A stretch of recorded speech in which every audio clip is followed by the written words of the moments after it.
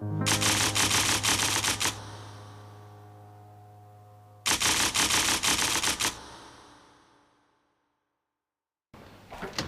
總啊，你呢度就好啦。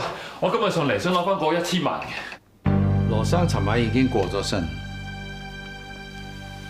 我相信你所講嘅羅總就係羅波先生。佢尋晚因為突發心臟病已經過咗身。吓？羅總死咗？點解會咁㗎？琴晚佢仲好地地㗎。李律師，阿羅，發生咩事啊？琴晚你走咗之後，我諗住叫醒羅總，點知叫幾都冇反應，之後即刻送去急症室，醫生話佢心臟病發，飲咗太多酒，救唔翻。點會咁㗎？點會話走就走嘅？唉，等我仲諗住今日上嚟同我攞翻嗰1000萬。係啦，就係呢個公文袋啦。先上面寫清清楚楚，羅波1000萬付予李明陽律師，就係我啦。先，果然係同你講嘅一樣。咁即係核實完啦。嗱，正如盧律師頭先所講啦，你要合法咁處理，咁我而家係咪可以合法咁攞嗰筆錢走？原則上冇問題。哦，你唔好同我講，實質上係有問題喎。根據香港嘅遺產法例，作為遺囑執行律師，首先要核實。又核實？頭先我咪核實咗咯。今次係核實你嘅個人資料，麻煩李律師你出去揾我秘書阿 May 登記你詳細嘅個人資料，牽涉嘅金額、款項嘅用途。OK， 我淨係想知道，我仲有幾耐先可以攞翻嗰筆錢啫？如果程序一切順利，大概1個月啦。1個月？一共係1063個半，咁零丁嘅。哦，阿羅總啊，成日幫襯我哋茶餐廳㗎，佢中意一次過找數嘅。唔該晒。excuse me，唔好意思啊。佢哋成1000蚊啫，我1000萬喎，係咪應該俾我登記先呢？作為遺囑執行律師嘅秘書，無論1000蚊定係1000萬，我都係一視同仁。請你排隊。唔係你，我真係好趕時間。排隊啊！可唔可以俾我？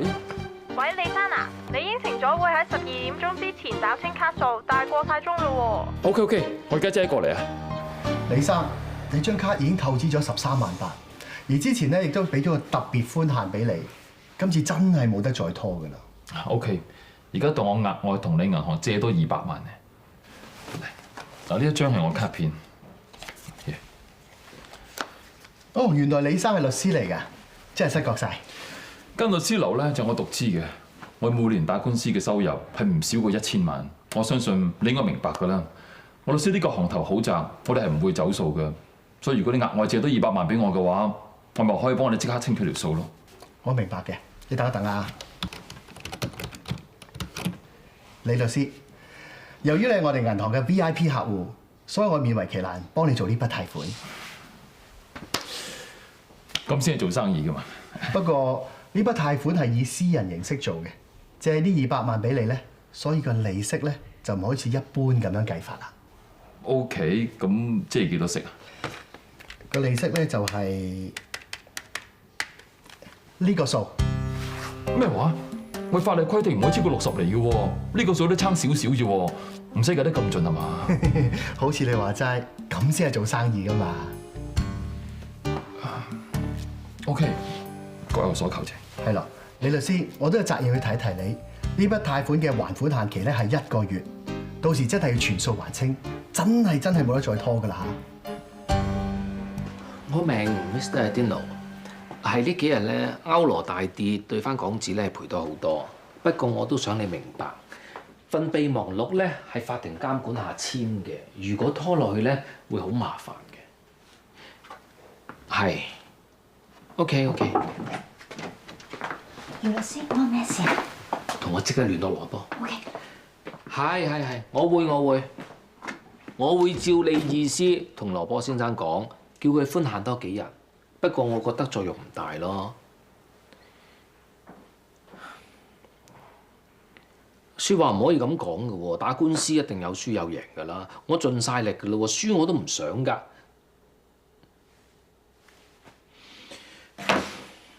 你估我想輸嘅？輸咗我都冇面啊！我仲要同你跟咁多嘢嘅。聽啊，點啊？揾到羅波未？仲未揾到佢啊！屋企 office 手機都冇人聽。搞乜鬼啊？賠錢就話麻麻煩煩啫。而家羅波等收錢喎，死咗去邊啊？羅波先生的而且確係過咗身。羅波死咗？冇錯，5日前10月16號凌晨3點，羅波先生因突發心臟病經搶救不治。作為遺囑執行律師，我主要嘅責任就係清點核實羅波先生所有嘅資產。我明白嘅。唔知盧律師今次上嚟係？我唔係嚟追訴嘅，我係遺產律師，唔係追訴律師。我今次上嚟係因為羅小蘭小姐睇過遺產清單之後，對 Sophia 號特別感到興趣，想攞多啲有關嘅資料啫。羅小蘭小姐，佢係羅波先生嘅女，亦都係主要嘅遺產受益人。原來羅波有個女。余律師，咪有咩問題啊嘛？我冇，我諗緊其他嘢啫。放心啊，盧律師，我會盡量配合你嘅工作。唔該。大家聽住，大家聽住，羅波單官司仲有嘢要跟。單官司唔係完咗啦咩？仲有咩跟啊？我查羅小蘭嘅資料。羅小蘭？羅波個女。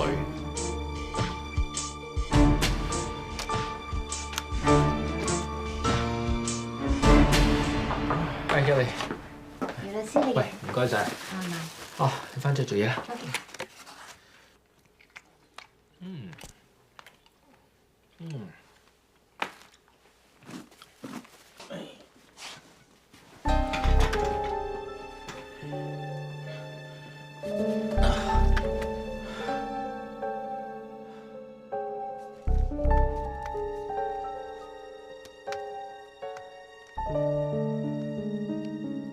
余律師，呢度所有資料都係關於羅小蘭。羅小蘭今年17歲，之前一直住喺中國北方，5年前去咗法國尼斯讀書，主修芭蕾舞。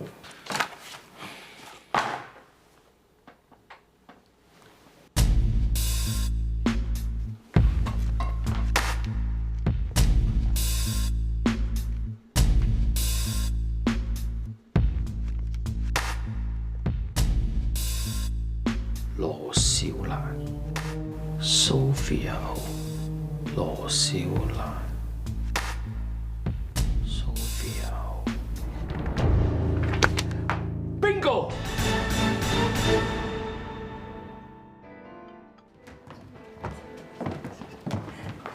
Sheila，咁啱嘅。Excuse me，點解你會喺度嘅？其實羅波單 case 已經 settle 咗㗎啦，點解仲要繼續打落去咧？就係人人都以為 settle 咗冇得再打，當件事完咗，我先要繼續打落去。我唔會咁易妥協。你知我份人㗎啦，從來都唔會咁易妥協。我作為朋友，我提醒你一句：如果你再揾唔到新嘅證供提出嘅話，我作為法官喺庭上高一樣唔俾面你。首先，我好多謝你作為朋友咁關心我，但係你同我咁耐關係，你都知我唔會打冇把握嘅仗。唔好意思啊。喂 ，Mr. Adino。Excuse me。係 ，Mr. Adino。係我 email 叫你喺意大利翻嚟嘅。我翻嚟唔緊要，你唔好又累我輸官司。唔會，今次一定唔會輸嘅。我同個家人有啲嘢傾，唔好意思啊。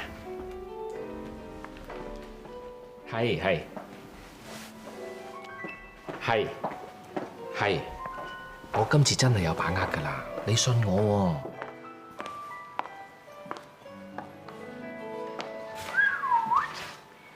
喎。唔使再揾啦 ，I'm right here, baby。你呢啲咁嘅招數咧，嚟留翻對付小妹妹啦。嚟，我開咗支 Mafik 上個面啊，俾個杯我。哇！使乜食餐飯都開支08年嘅 Mafik 啊？Hey, you know me，錢使得去嘅話，就自然揾得翻嚟㗎啦。Cheers。 Cheers， 梗係記得啦。以前喺英國讀書嗰陣咧，成班同學之中，淨係得你一個揾到份 intern， 仲要成200幾磅一個禮拜，大家不知幾羨慕添。我嘅嘢你仲記得咁清楚啊？我梗係記得啦。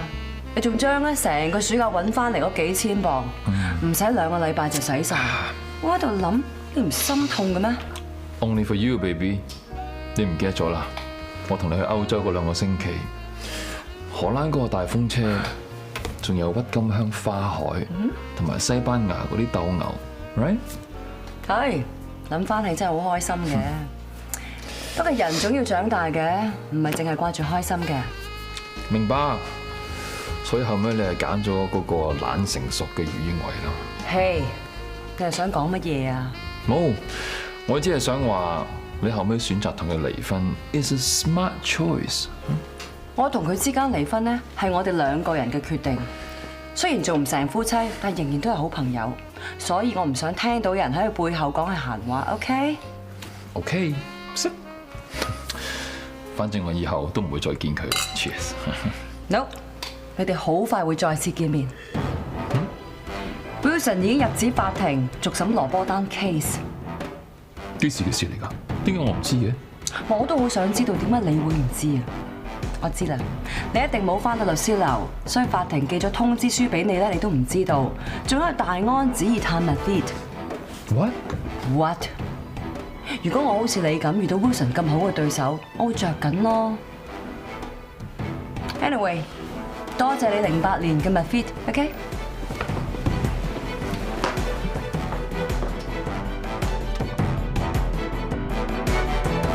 上次本席曾經作出雙方庭外和解嘅指引，不過由於代表 Adino 船廠嘅余英偉律師唔願意執行呢一個和解協議，並要求再次開庭續審。被告人律師，作為經驗豐富嘅律師，你應該好清楚明白到重新開庭係涉及龐大嘅人力、行政費同埋時間，所以我非常之期待你會提出令我滿意嘅新證供。係嘅，法官閣下。法官閣下，響被告人律師陳述之前，我希望法庭能夠慎重考慮重新開庭嘅必要性。我嘅當事人羅波先生生前喺法庭裏面已經顯示出佢推船嘅意願，而透過種種證供，亦都顯示出佢嘅意願嘅合理同埋合法性。但係被告人律師響羅波先生死後要求重審，我認為係對死者一種唔尊重。就係因為羅波先生唔喺度，我正係尊重佢生前嘅意願，所以要揾出事實嘅真相。我提出嘅新證供足以證明羅波先生嘅意願並非係唔滿意 Sophia 號退船，亦都係佢一個違心嘅決定。點樣證明啊？我當事人羅波先生已經離世啦。被告人律師，你唔係想話存在一個已經離世嘅人出庭作供啊嘛？法官閣下，我希望你能夠明白死者已矣。死亡對大部分人嚟講，的確係一個完結。但我想強調，羅波先生作為一位超級富豪，喺生意上、金錢上、人際上千絲萬縷，絕對唔可以用一句死者已矣就 cut 斷晒所有嘢。法官閣下，基於實際需要，我懇請你詳細考慮。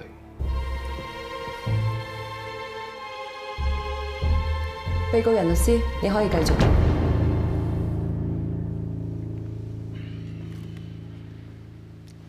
首先，我要求傳召一位新嘅證人出庭作供。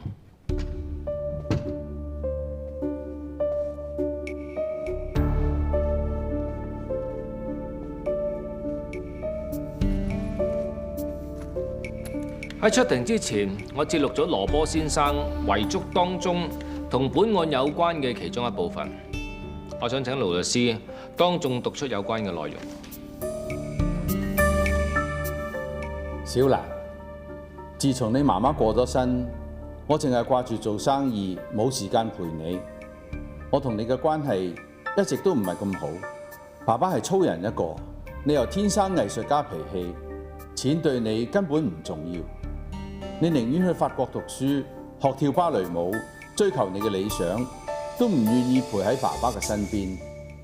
不過，爸爸一直都冇怪你。你係我唯一一個女。你雖然一直都冇喺爸爸身邊，但係我無時無刻都想送你一件禮物，一件真正令你開心嘅禮物。只有令你開心，我先覺得盡到做爸爸嘅責任。但我真係唔知可以送咩俾你，所以喺我死後，我只有將所有嘅財產留俾你。法官閣下，呢份遺囑的確非常之感人，但我必先要指出，呢份遺囑只係可以證明羅波先生係一個深愛自己女兒嘅一個慈父。法官閣下，我希望你能夠明白，我哋今次呢個訴訟嘅核心就係 Sophia 嘅設計係咪有明顯嘅失當？之前我喺庭上面已經列舉過，船艙嘅房門過窄、傳新鏡太細、空氣清新系統導致鼻敏感等等嘅問題，已經證明咗 Adino 船廠係有明顯嘅失當。我睇唔到遺囑任何地方同本案有任何關係。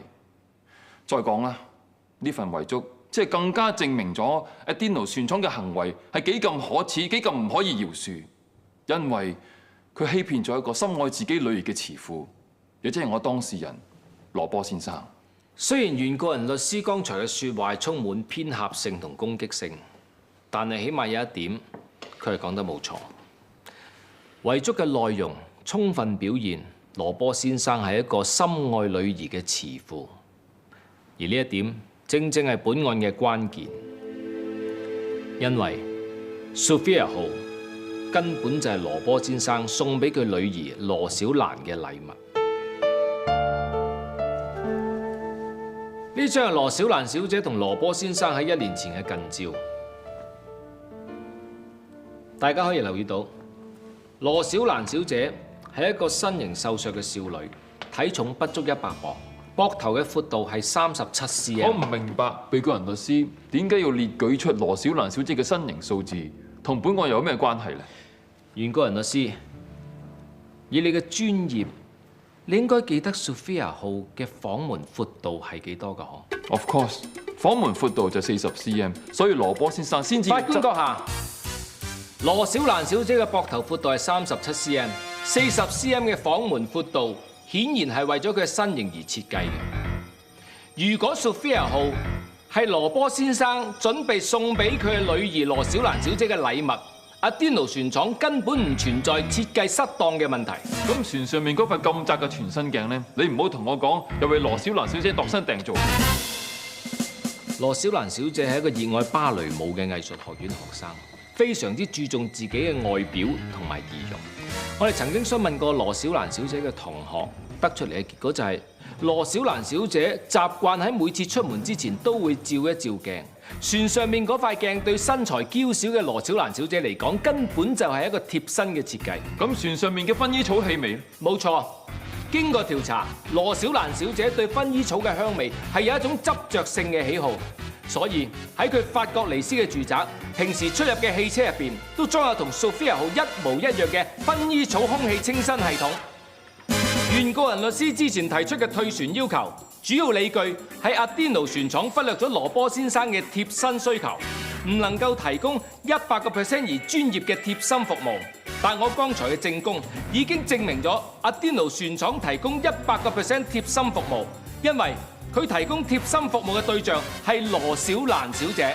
Objection！ 根據過往嘅資料，羅波先生從來冇提及過會將 Sophia 號送俾自己嘅女兒。如果真有咁嘅意願，應該一早寫入遺囑之中。佢一早已經寫咗，係你睇唔出啫。遺囑入邊清楚表明，羅波先生一直想送一件令佢女兒開心嘅禮物。佢無時無刻都喺度諗緊呢件到底係一件咩嘅禮物呢？當佢訂做 Sophia 號嘅時候，佢除咗諗下啲設施適唔適合自己，喺佢潛意識裏邊不斷有一把聲音同佢講：喺門邊裝一面鏡啦，小蘭佢中意嘅；喺船上邊裝一個薰衣草空氣清新系統啦，小蘭最中意薰衣草。我反對被告人律師不斷用潛意識作出論證。法官閣下，Sophia 號上面裝有全球最先進嘅衛星導航系統，可以橫越大西洋。根據 Sophia 號船長嘅航行資料顯示，衛星導航系統特別裝有去尼斯嘅航行路線地圖。呢一點足以證明羅波先生係想喺羅小蘭小姐18歲生日嗰日，將 Sophia 號駛去尼斯，送俾羅小蘭小姐。法官閣下，我要求立即停止聆訊，因為由開庭到而家，被告人律師所講嘅新證供，全屬於個人猜測，冇任何實質嘅證據證明索菲亞號就係羅波先生送俾羅小蘭小姐嘅禮物。法官閣下，實質嘅證據就喺呢張相嘅背後。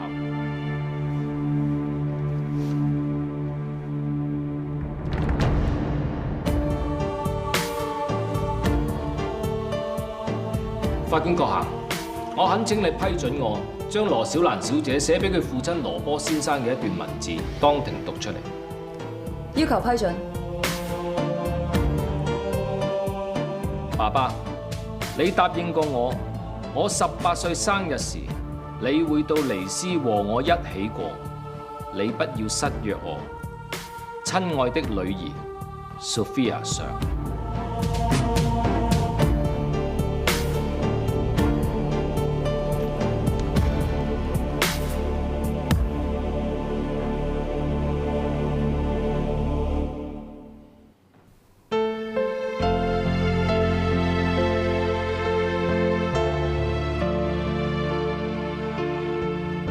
被告人律師提出嘅新證供，的確可以充分證明到羅波先生喺訂做 Sophia 號嘅時候，心裏邊確係有想送俾自己女兒嘅想法。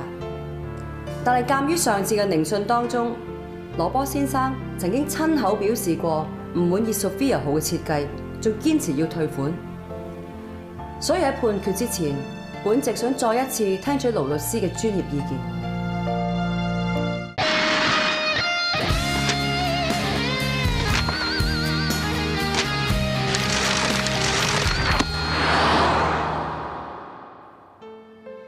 作為羅波先生嘅遺囑執行律師，我最大嘅希望就係實現佢嘅遺願。正如原告律師所講，Sophia 號的確未必係一艘完美嘅豪華遊艇。如果退船成功，攞返退款，羅波先生嘅遺產就會增加1億。不過，羅波先生已經過咗身，呢1億對佢又有咩意義呢？我淨係知道，佢已經冇辦法用呢1億去買過第二樣禮物，令到個女兒開心。另一方面，維護遺產受益人嘅利益，亦都係我嘅職責。如果 Sophia 號唔可以交付，對於羅小蘭嚟講，呢個可能係一個無可補救嘅遺憾，因為佢再冇辦法感受到佢離世父親嘅愛。我相信，對於羅小蘭嚟講，收到 Sophia 號比得到1億更有意義。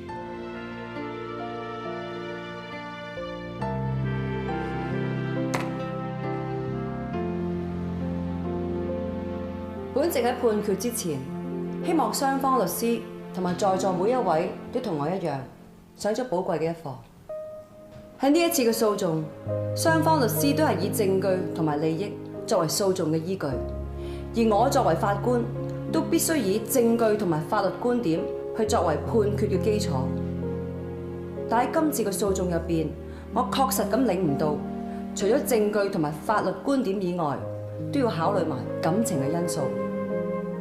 對於離世嘅人，佢善意嘅遺願，在世嘅人都應該以善意咁去詮釋。所以本席宣判，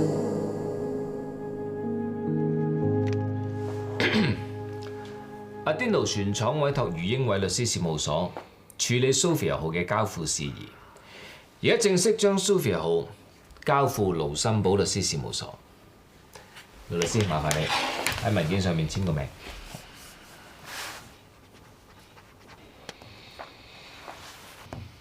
呢單官司去到最後有個圓滿嘅結果，相信羅波先生嘅全下都會好欣慰。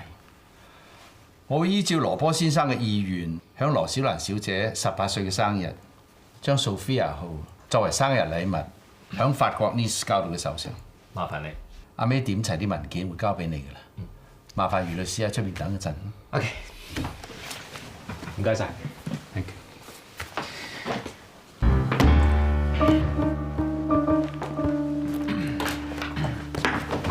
李律師啊，關於上次你要求攞翻嗰1000萬，我哋核實過你嘅簽名，亦都證實羅波先生的確應承俾你1000萬。咁我真係可以攞翻呢筆錢咯喎。由於呢1000萬唔係屬於正常嘅律師訴訟收費，係羅波先生俾你作為打贏官司嘅額外獎賞。但係你最終敗訴，所以唔好意思，呢1000萬你冇權接收。呢筆款項將會撥入遺產之中。但係羅總俾呢1000萬我嘅時候，我係真係可以幫佢搞到個退款翻嚟㗎嘛。如果你有咩唔滿意嘅，可以循法律途徑解決嘅。不過以我個人嘅意見，就算要打官司，勝訴嘅機會都好少。至於正式嘅律師收費，我哋當然照樣支付啦。一共係135000元正，支票我已經準備好啦，請你簽收。35000，羅律師啊！羅波先生生前一晚咧，佢帶我出去飲酒，不過後尾佢醉咗，我幫佢簽卡找數嘅，個總數係138000，我想 claim 翻嗰筆數。唔好意思，由於唔係正式嘅交際場合，呢筆錢唔可以喺遺產之中撥翻俾你。如果你有咩唔滿意嘅，可以循法律途徑處理。明，不過勝算都好低嘛。做都算，仲要倒貼3000蚊。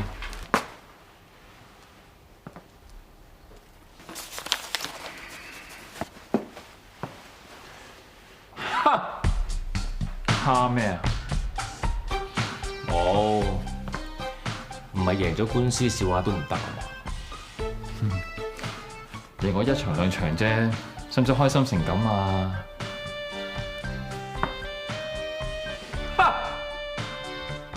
又點啊？冇啊！你咪講過 Ramani 有條拉咧，好啱我呢啲身形嘅。啊，諗下，整翻套嚟着下都唔錯啊嚇！啊，你話 slim fit 好啲啊，定係 regular fit 好啲咧？特別訂做咁抌本，唔似你噃。唔係 ，Mr. Adino 話我打得好好啊，諗住送一套俾我。你對我身形咁了解，我咪諗住問下你意見咯。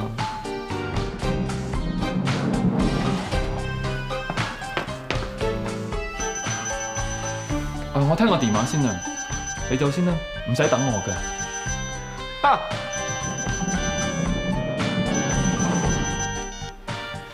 喂？哦，係，泰豐木馬經理嘛，係我知，係我應承過話今日還錢嘅。不過你聽我解釋啊，其實，喂，馬經理，點啊，梁大醫生？點啊，大忙人？唉，中央上嚟啦咩？次次叫你嚟都要3催4搶，上次叫你嚟驗血又係，今次攞 report 又係。如果唔係同你中學同學，我都費事理你。識你咁多年，唔知你係咩人咧？你點會唔理我啊？唉，冇辦法啦，咁遲先上嚟，因為呢排真係好忙，有單 case 咧搞咗我一大輪啊。不過到最後都有一個圓滿嘅結果。圓滿結果，咁即係贏咗啦，簡直係峰迴路轉啊！嗰個咁嘅 Morris Lee 咧，或者遊艇唔係度身訂造，要我家人賠錢喎。其實嗰隻遊艇為邊個做，佢根本都唔知啊！講到冇嘢講咧，就人身攻擊我。好彩到最後我都反敗為勝。如果你喺現場咧，你就笑晒咁讚我叻啫。我諗你睇完呢份 report 先啦。你仲笑得出的話咧，我就讚你叻啦。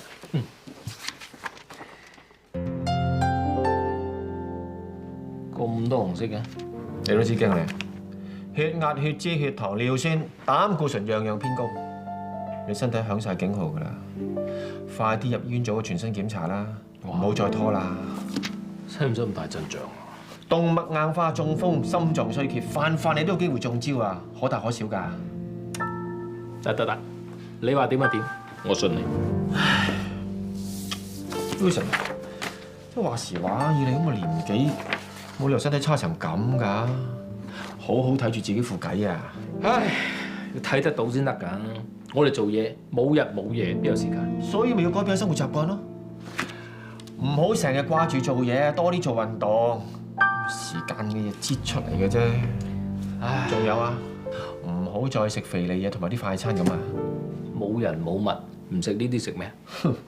自己煮咯，順便 relax 下。哇！又要做嘢，又要做運動，仲要自己煮埋飯啊！咁叫做 relax 啊？你唔係玩我嘛？咁啊，約班 friend 出嚟傾下偈，飲下紅酒，咁樣做得到啦啩？咁就 make sense 啊！唉，做運動戒口，話咁易咩？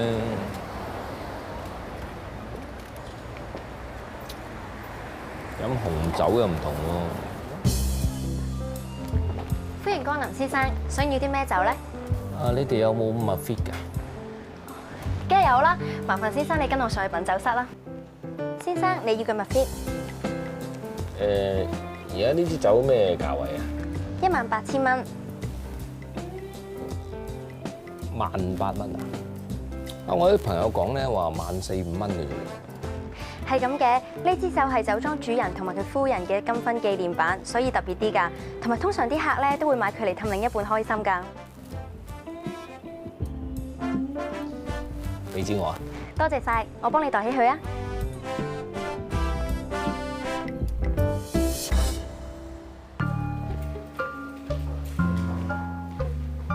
有冇三個人揾我？有冇三個人揾我啊？有冇三寶人揾我啊 ？OK， 我而家上嚟。喂，等埋。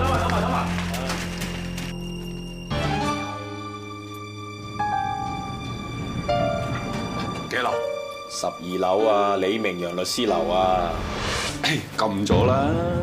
喂，一點搞？律師仔空客嘅得。咁梗係要啦，唔還錢揼佢添啊！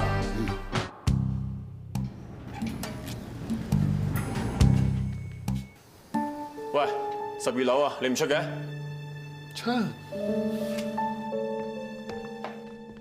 早晨啊！李明陽律師喺唔喺度？李明陽。兩位揾你律師有冇預約㗎？你玩嘢啊？收數要預約嘅咩？快啲叫李明陽出嚟！李律師佢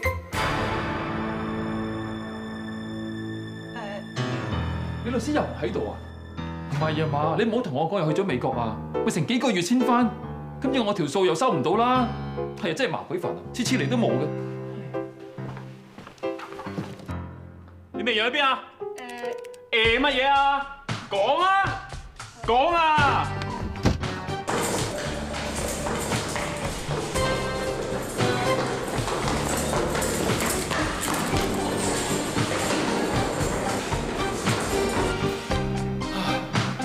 中國銀行做正行生意，揾到收數佬咁狠，使唔使啊？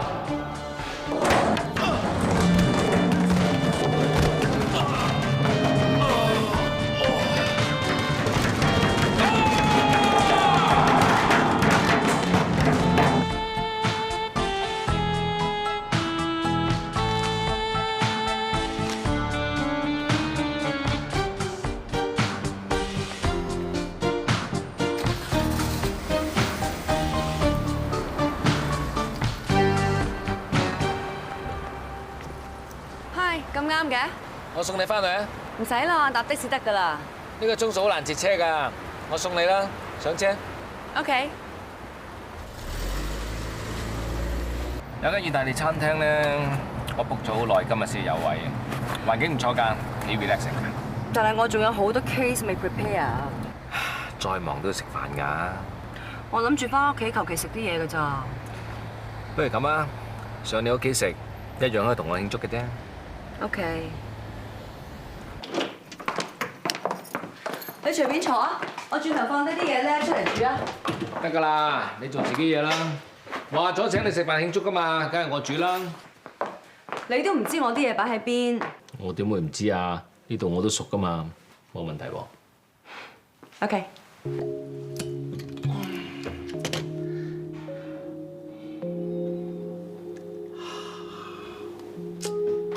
你唔使煮咁多嘢㗎，是但得㗎啦。得㗎啦。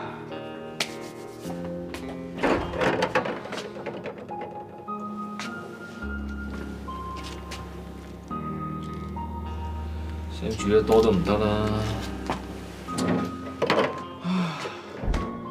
喂，你雪櫃得火腿同蛋啫喎，不如我落去買啲好嘢上嚟啊！唔使啦，櫃入邊好多麵啊，你是但煮得噶啦。諗住開支紅酒，有啲情調噶嘛，是但煮。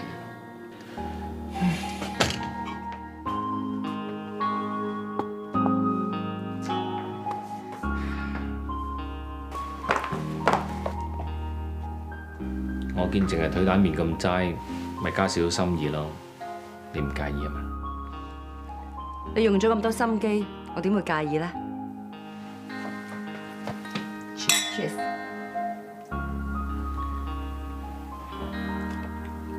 幾好喎！幾好㗎，馬 fit 嚟㗎。個 sales 特別介紹俾我嘅。上次羅波嗰單 case 咧，羅波都係開支馬 fit 嚟慶祝啫嘛。不過可惜啊，咁後生就走咗。有時人嘅嘢真係好難講啊！嗬。你記唔記得嗰次喺 club 嘅 dinner 你撞到我咧？你問我咩？點解唔和解？要續審？你而家明白啦。我覺得有陣時有啲嘢咧，唔係話 settle 就 settle， 唔可以咁容易 let go。要堅持嘅嘢就一定要堅持。如果我唔係行多一步嘅話，我根本唔會知道 Sophia 原來唔單止一首雪，仲係一個人。咁羅小蘭亦都唔知道佢爸爸對自己份心意嘅。好彩咯，我哋總算圓咗羅波嘅心願。不過其實諗翻轉頭咧，我覺得個天係整定我幫阿 Dino。如果換轉係 Morris， 我覺得佢唔會畫得咁深咯。其實有陣時做人嘅嘢咧，唔係淨係講錢噶嘛。就算係1億，又點同一份心意嚟比？係咪？不過最感動我嘅咧，就係你嗰份判詞，真係發人心醒。我回味咗好多次嘅。對於離世嘅人，佢善意嘅遺願，在世嘅人亦都應該以善意去詮釋。即係講咗我心入邊嗰句，多謝你咁 buy 我，同我一唱一和。咪住先，咩一唱一和啊？你以為我 buy 你，所以判你贏啊？你唔好侮辱我作為法官嘅公正性啊！我從來判案都係對事唔對人嘅，判你贏唔係因為 buy 你，係因為你嘅論據同埋論點都比佢有力啊！嚇！你將我同佢比啊？唔俾點判啊？ OK，fine。法官兩個口大，律師兩個口細，你話乜就乜。你講乜嘢啊？講到尾啊，你都係想話自己打得好啫。你要讚自己咪直接讚咯，使乜借人哋嚟抬高自己啫？成日都話自己冇朋友啊，咪就係咁解咯。樣樣啊，淨係識諗自己。我淨係識諗自己。我諗自己，我會買一支18000蚊嘅紅酒同你慶祝，我會整一餐咁嘅嘢嚟氹你開心。係，你個出發點係啱㗎，但係次次去最尾咧，你就 over 晒㗎喎。我唔係話你冇優點，但係往往咧你缺點都會 cover 晒你優點㗎，你明唔明啊？唉，好啦，唔好再講啦，不如你走先啦，好唔好？ OK。咪住，麻煩你攞埋你支18000蚊嘅麥飛走啊！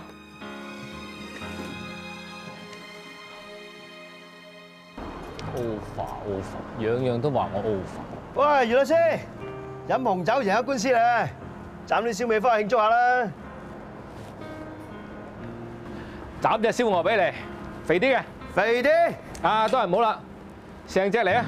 哇！成隻一個人食嘥唔嘥啲啊？2個人食冇抹嘅仲嘥啊！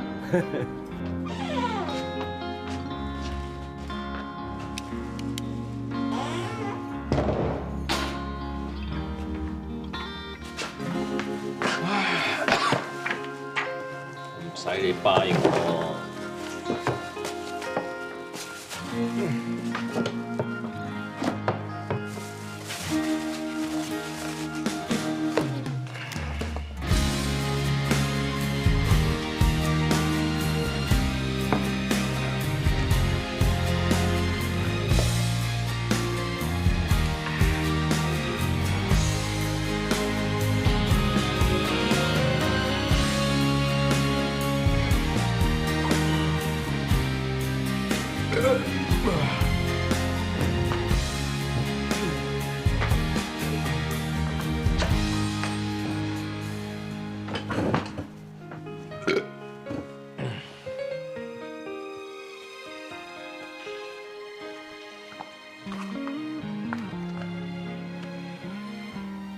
我冇朋友，我唔約啫，我就係中意一支公，唔使理人，唔使煩。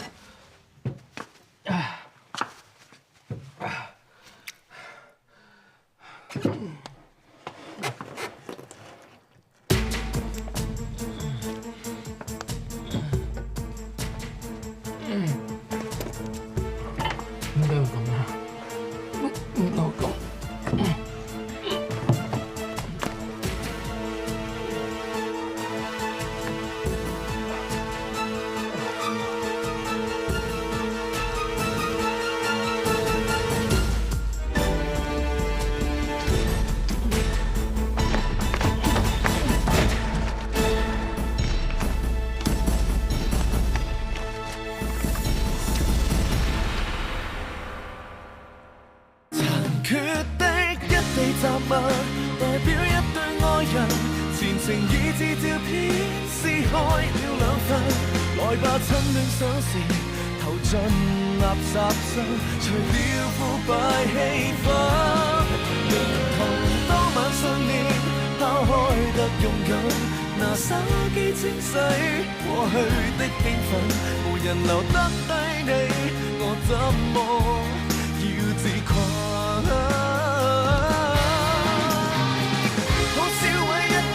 一盞吊燈，我肢解一本破書，一對木凳，我清空一部電腦，一張唱片，還剩20萬樣紀念品。連同當晚信念，拋開得勇敢，殘忍的清洗過去的興